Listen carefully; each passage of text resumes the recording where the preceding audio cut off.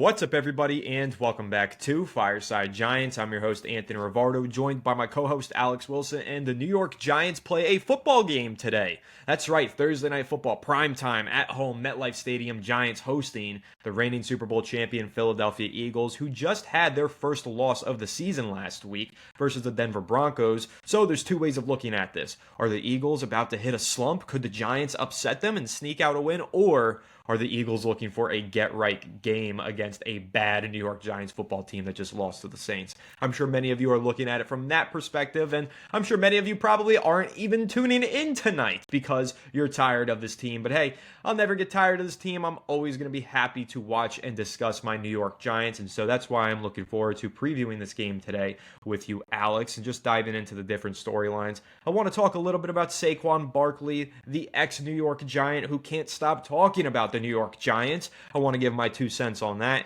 and I know you want to give your 2 cents on Daniel Jones's thoughts about the New York Giants, which I already gave my 2 cents on, and I'm exhausted. I don't want to talk about Daniel Jones anymore. But we've got a lot to discuss and preview in this episode, so we'll go ahead and dive right into it. But before we do, guys, I just want to give a quick shout out to something really cool that I've got coming out later today over on another channel, but it's a channel related to this one. It's called Fireside Football. That's right, we've been teasing this for quite a while, but we are getting that launched now. We are going to be discussing, I'm going to be hosting shows over there discussing the entirety of the NFL. So if you're kind of checked out with the Giants, but you still want your NFL content, jump over to Fireside Football. Mark Hall, defensive line coach and trainer who actually trains Dexter Lawrence, is going to be hosting a mini-series on Fireside Football with me where we talk about everything defensive line. And today, we're going to be interviewing former New York Giants player Ryder Anderson. So do make sure to go check out Fireside Football, subscribe to that channel, and ring the bell over there so you can see that interview with Ryder Anderson and many of the other interviews.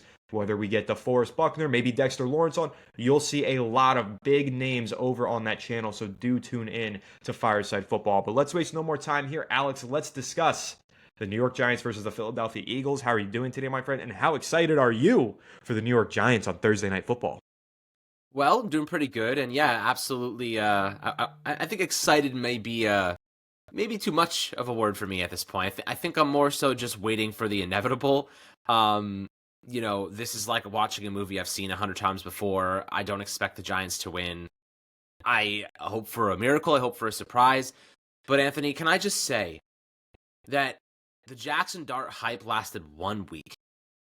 They brought him in, won against the Chargers. We felt like there was a change. 1 week was all it took for all of us to check out again. 1 week. One loss to the New Orleans Saints is all it took for us to check out again. That's been the epitome of this organization. It's been the epitome, and the message they've sent to us is that wins are an anomaly. They have lost 9 straight Thursday Night Football games.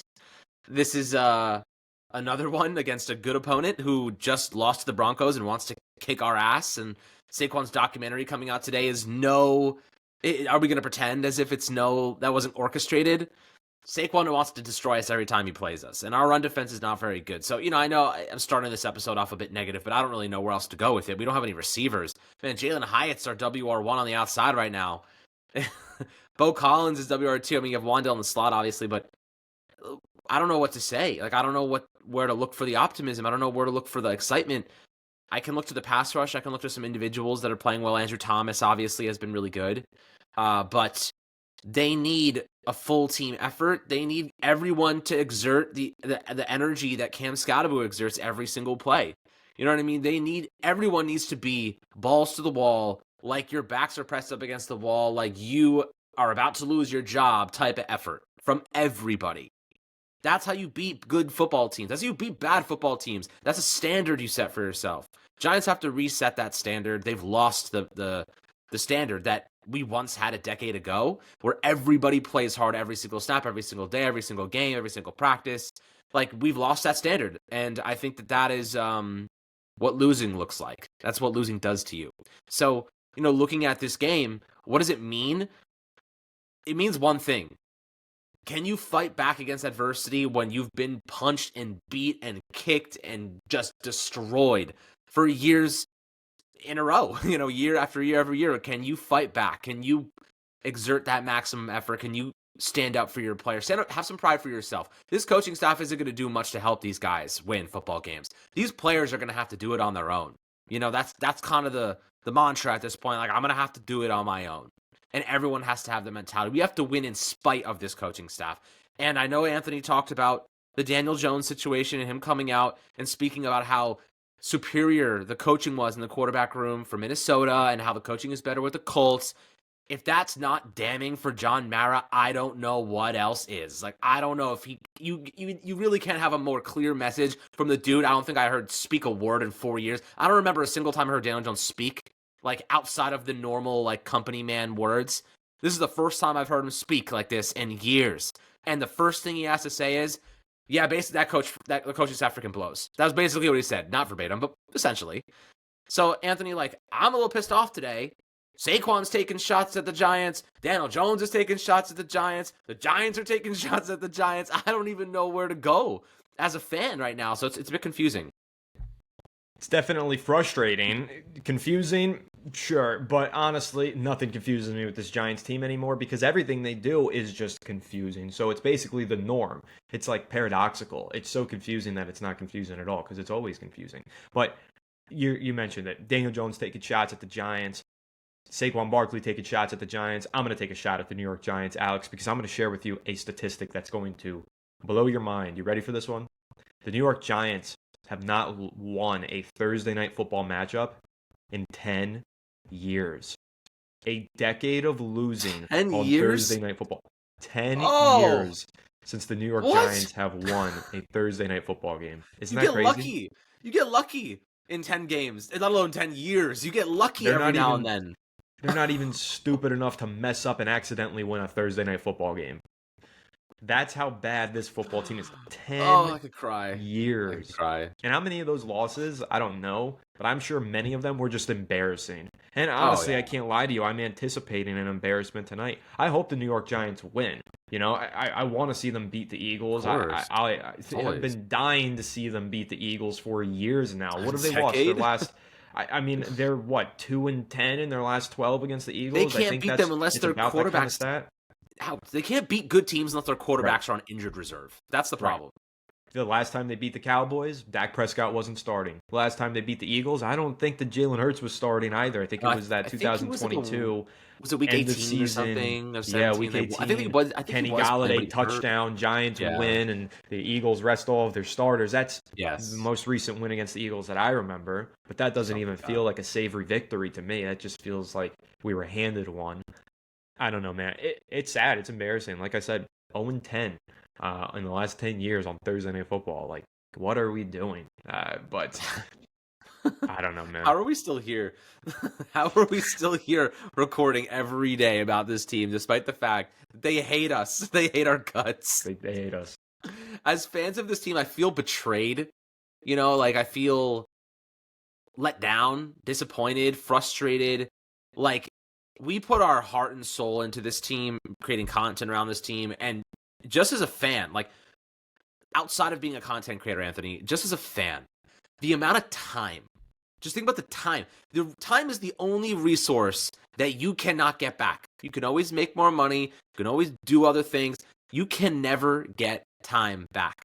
And I've spent a hell of a lot of time wasted when I could be hanging out with my freaking child on Sunday afternoons or doing anything else of value than watching this abomination of an organization do what they've done to us. I feel, like I said, betrayed is the best word.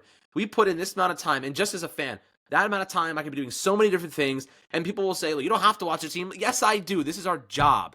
I turned my fandom into a career, and so did Anthony, because we loved it so much that we wanted to find a way to do this every day. And what do we get for that? Pain, suffering. We get Jalen Hyatt WR1 on Thursday Night Football. Jalen Hyatt WR1. Let me just put me out of my misery already. Like, this is just embarrassing. This guy should not be on the football field. Should not be on the roster. He should be cut. He shouldn't be starting. He shouldn't be on this team. But the only reason that he's starting is because he's on this team, and the only reason that he's on this team is because his general manager is too afraid to admit that he missed on a third-round draft pick. And for the people that think that Joe Schoen, and I don't think there's many of them. This is a very small percentage of the fan base, Anthony, that think that Joe Schoen should be kept and Brian Dable should be fired. You do not get to run laps around having top 10 picks and those guys panning out. The only time that Joe Schoen didn't have a top 10 pick in a draft that wasn't, he didn't trade up to get, obviously, like he did Jackson Dart. The only time he didn't have a top 10 pick, Anthony, you want to know who he took? Deontay Banks, I know who he took. Exactly. But you know what else he did with the rest of that draft class? Miss. That's what I'm saying. The whole draft class was awful. And half of his top 10 picks have also flopped. You know what I mean? Like, we're talking, look at Evan Neal. This guy shouldn't even be on the team. Like, we're talking about a GM who you don't get to celebrate guys that should be automatic hits. Abdul Carter is an automatic hit. Malik Neighbors is an automatic hit. And he still is managing to have a play caller that is booty cheeks. Like, we need to have a GM in here that can do the dirty work and make good decisions because you can't live and die off top 10 picks. To make the good decisions and leave the team some cap space to work with during the regular season. The Giants are broke. That's why they didn't call anybody up from the practice squad last week. They can't afford to give Lil Jordan Humphrey a new salary, even though they desperately need to. That's pathetic. That is actually a joke, and that is the result of a poor general manager making decisions for a bad football team. That's essentially what that is. And you know what, Alex? You're right. The victory laps, the kind of self-parading here by general manager Joe Schoen. I remember last year during the bye week when he did his one meeting with the media that he does every single year. During that bye week, he sat up there and said, we're just a few plays away from having a winning record. If we could just convert in these tight situations, we have so many one-score losses. If we could just get that extra score. But hey, look at our fifth-round rookie running back who's starting. Fast forward a year later, he's not starting anymore. Look at our second-round safety who's played 100% of snaps. That's because you don't have any depth at safety, and he has to play 100% of snaps. And he's not necessarily playing good football on that 100% of snaps. The ways that he just kind of self-paraded and self-praised himself in that bye week, in that press conference. And then, of course, at the end of the season, too. While we're a young team, we had a lot of one-score losses, and, we're taking steps in the right direction. These are the things that he sold to the fan base. These are the things that he sold to ownership to get himself another year. Brian Dable did the same thing. And, hey, I mentioned this in this episode that I did about Daniel Jones, but I'll make this point with you, Alex. The Giants this offseason tried to blame everything on the quarterback position. They didn't upgrade a single roster spot on the offensive side of the ball. Outside of running back, they added Kim Scadaboo in the 4th round. They didn't touch the offensive line. They didn't touch the receiving core. They ran it back, and they added a couple of new quarterbacks. And essentially what they communicated was a new quarterback will click everything into place, and we will have a good offense because Daniel Jones was the problem. Now we are seeing in real time the coaching is the problem. The lack of talent on the roster outside of the quarterback position is the problem. No quarterback was stepping in here and clicking it all into place. Not Daniel Jones, not Jackson Dart, not Russell Wilson. That is what really is pissing me off nowadays about the New York Giants, because you know what? I bought in. That's the bullshit that they sold to ownership to get ownership to keep them around for another year. And I sold myself on it too after seeing what they did this offseason. I said to myself, hey, Russ, he could throw the deep ball. Neighbors is going to be better. Hyatt's going to get some targets. Slayton's going to be better. We're going to have an operating offense because we have an operating quarterback. That was all a BS lie that I personally bought into from the New York Giants front office and coaching staff, and I feel bad that I did. I'm a sucker. We're all suckers, and ownership, especially the New York Giants ownership, are some suckers for falling for this con man Joe Schoen's bullshit this offseason.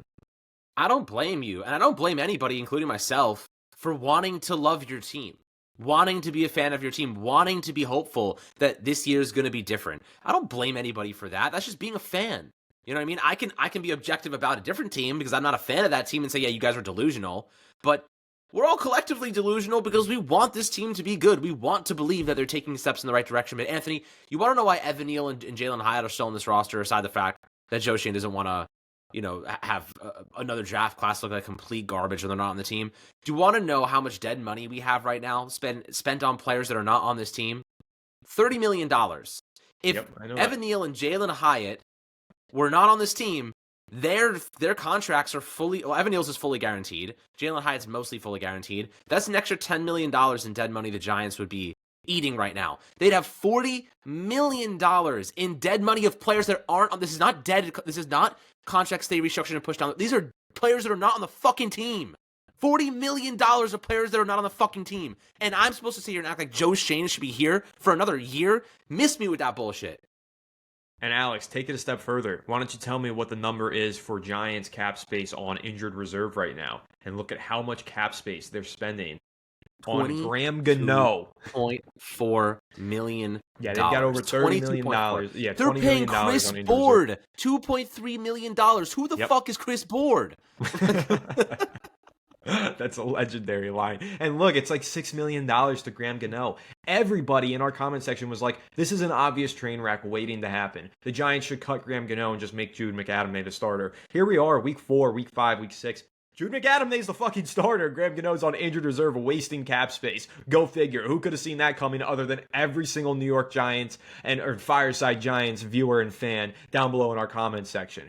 It was obvious. You could see it a mile away. And nevertheless, here we are, week 6. Guess who's kicking? Jude McAdam. Guess who doesn't have any cap space? The New York Football Giants. We're still paying Darren Waller $5 million in dead money this year. I know we got like a 7th round pick for him or whatever, 6th round pick. Dude, $5 million is a 6th round pick is not worth $5 million in cap space. Like that's just objectively true. 6th round picks are basically throwaway picks. Like you're not finding much value there. And you have to pay those guys too. Listen, I'm sorry for the explicit words. I'm very frustrated.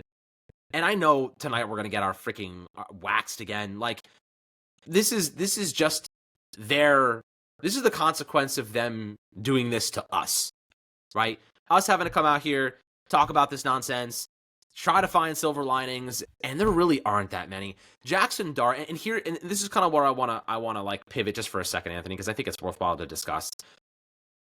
John Mara has to save Jackson Dart from this regime. That's where I'm at mentally right now.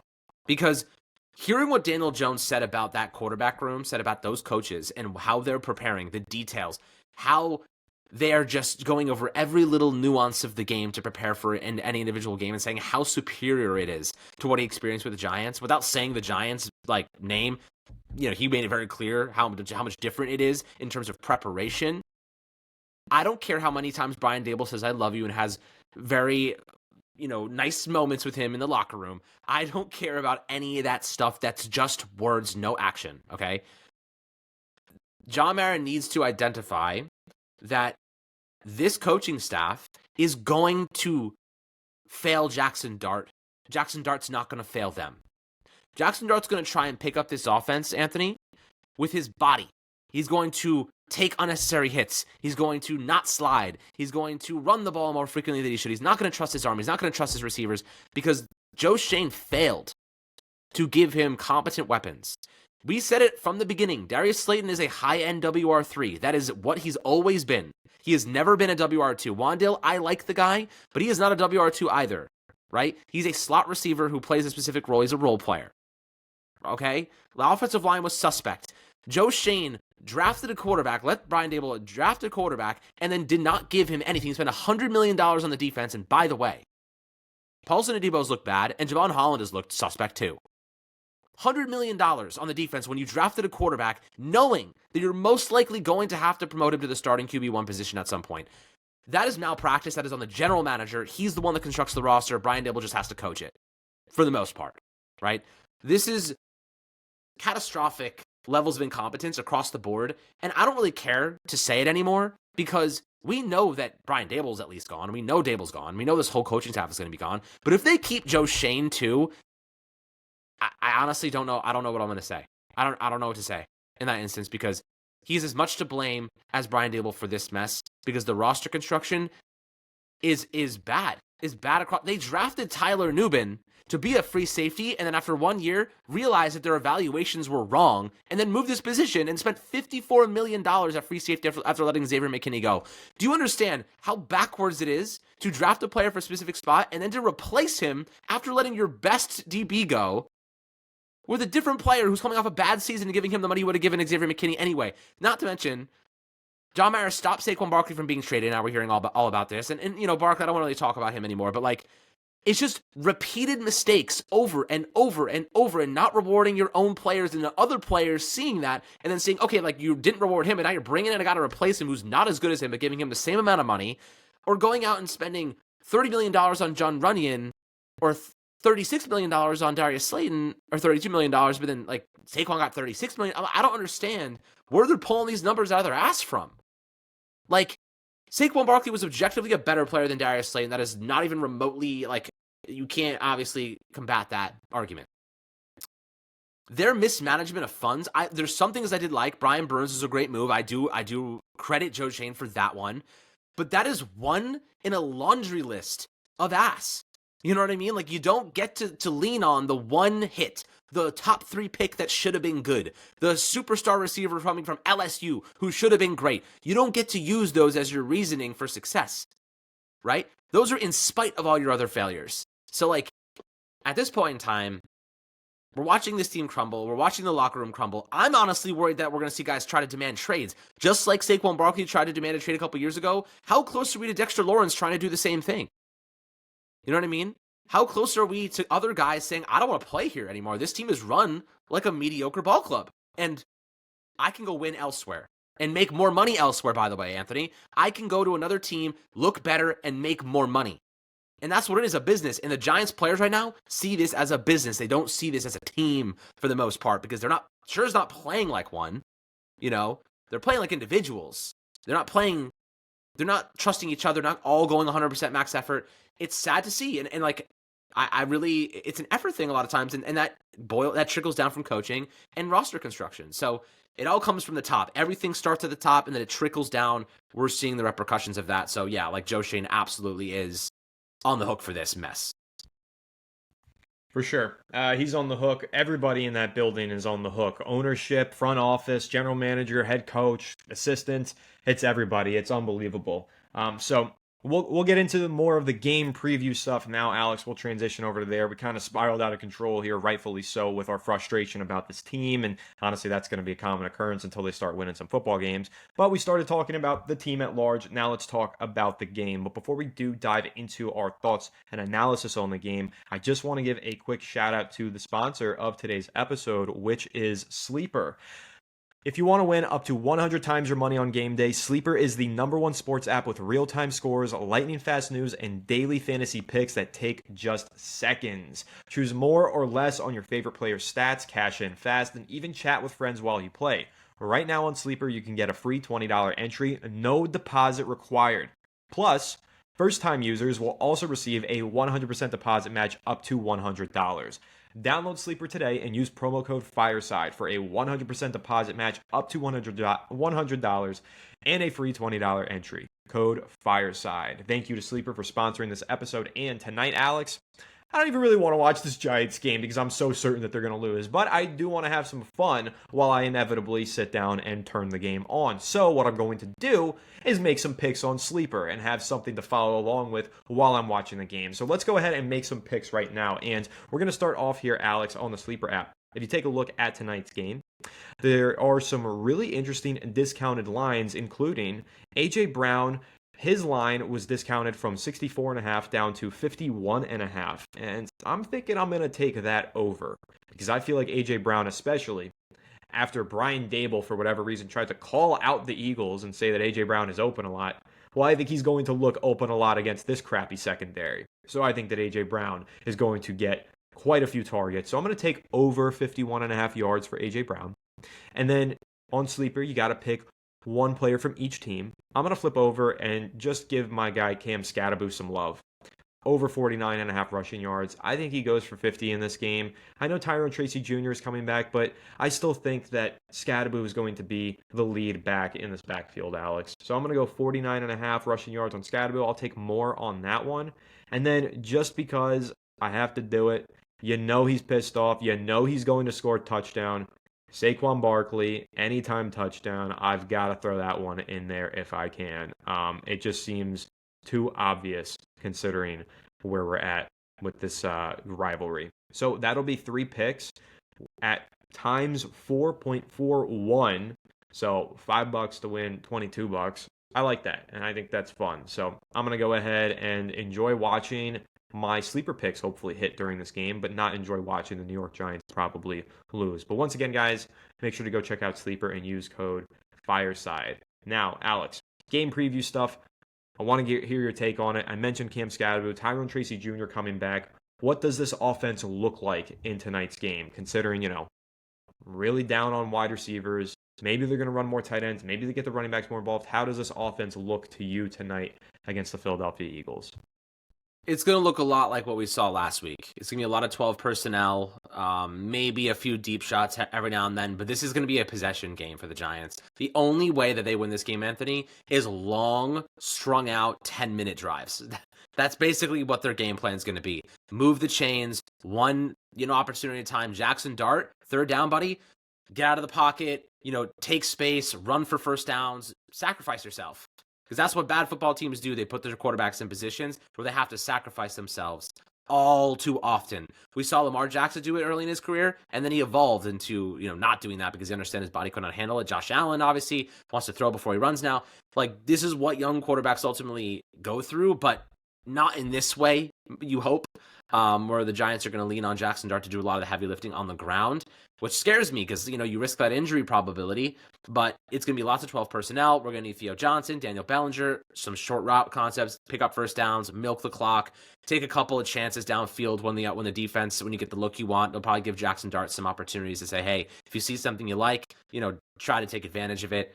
That's just going to be the reality of this offense. It's going to be kind of boring. It's going to be a lot of Jackson Dart improvising, and you can't do that forever is the problem. You can't ask your quarterback to improvise for 4 quarters. It doesn't work. So, and listen, if they don't turn the ball over, maybe they can keep this a 1-score possession in the 4th quarter, but they have to protect the football. They cannot fumble at the pace they were last week. They cannot throw the interceptions they were last week. They need their receivers to actually continue to run their routes. They need their guys to know the freaking playbook. What happened last week was bewildering on many levels, but if they play a clean football game, maybe they can stay in this thing in the 4th quarter, but they also have to milk the clock. A lot has to go right for the Giants tonight to be in this game. A lot. So, we'll see how they execute, but for now, it's a big what if. For sure. I'm going to give you another stat, Alex, that you're not going to enjoy hearing, but it's another one that just tells you the tale of this game that we're going into tonight. This is a matchup between the worst red zone offense in the NFL and the best red zone offense in the NFL. The New York Giants are converting just 31.5% of their red zone trips into touchdowns so far this season. Just 31%. When you've got 20 yards to go, they're converting with a touchdown on just 31.5% of those opportunities. Inversely, the Philadelphia Eagles are converting at a league-high 92.31%. This is one team that's basically guaranteed to score in the red zone, and another team that has a 1-in-3 roll of the dice chance of scoring in the red zone. Insane. So, I don't know, man. That's where the New York Giants have to improve. We've been saying that for quite a long time. They got to score in the red zone. They need to fix that. And that's going to do a lot for Jackson Dart if they are able to finally start scoring in the red zone. But they also need to figure out how to stop teams that get into the red zone. They've done a decent job of that, bending but not breaking kind of defensive style. We've seen the Giants do that quite a bit over the last few weeks. But it's going to be a different task when going up against the Eagles in the red zone, as they are the best red zone team in football. But hey, that's going to be the storyline to follow for me in this Giants versus Eagles game. Can the Giants actually score in the red zone? Can they slow down the Eagles when they knock on the doorstep of the red zone? That's going to be tough. Outside of that, though, you mentioned it, 12 personnel, more tight ends involved in the passing game. We're definitely going to see that. I also think we're going to see the running backs get a little bit more involved in the passing game as well. I think we'll see some targets for Cam Scatterbo and Tyrone Tracy Jr. coming out of the backfield, and I think that's smart for the Giants to throw more screens and RPOs out there and simplify things, make it easy for Jackson Dart and have him play in the structure of the offense. He can scramble, he can get off script, and he can do some things on his own, but just give him some easy completions throughout the game to get him into a rhythm and keep him going. That's what I think the New York Giants need to prioritize in this one. And then defensively, got to find a way to stop the run. Saquon Barkley's pissed off. He just has a new documentary coming out, and he wants to give it to the Giants. So the Giants need to be prepared to stop the run. That's got to be priority number one from the defensive side of the ball. And then also, their pass coverage has been so poor the last few weeks, Alex. And you know what? The Eagles, their offensive line isn't as good this year as it was last year. It's still really good. And the Giants, yeah, they've got a great pass rush. That doesn't mean anything if receivers keep breaking open in the first second of their route like they did last week against the New Orleans Saints. Pass coverage has to be better. But that pretty much wraps up our game preview, Alex. Before we do get out of here, though, let me get your score prediction. I know you probably don't want to give one, but I gotta make you give me a score prediction for this game. Oh, God. Well, I can I'll give you the free lock of the day. I'm not a betting man on the traditional sports books anymore. Now on Sleeper, because they're at least relatively fair. But AJ Brown is scoring a touchdown today. Like, he is. My score prediction, based on everything I know, man, what can I say? I'm going to go 32-20. 32-20. Not the Giants. I'll be the eternal optimist for no reason. Don't 28 do to this. 24. Giants somehow sneak out the win on Thursday Night Football and break the 10-year dry spell. How about that? 10-year dry spell, bro. Anyway, that's going to wrap this one up, guys. Do make sure to leave a like if you enjoyed. Subscribe to the channel if you're new, and ring the bell so you don't miss an episode. And comment your thoughts down below in the comment section. If you listen to Apple or Spotify, make sure to leave us a 5-star review. And make sure to check out my interview with Ryder Anderson and Mark Hall over on Fireside Football later today. And do make sure to turn back in to Fireside Giants tonight for a post-game reaction episode, which will probably just be me screaming and cursing for about 20 minutes, which I know you guys love. So do stay tuned for that. Yes, explicit content warning on that one. We need it on this one too. Yeah, probably. Even if the Giants win tonight, it's probably still going to get hit with an explicit content warning because I'm going to be like, fuck Philadelphia! Woo! I'm going to be so excited. But that's not going to happen. So, all right, guys, we'll catch you all later tonight for the game. Again, leave a like and enjoy, and let's go New York Football Giants.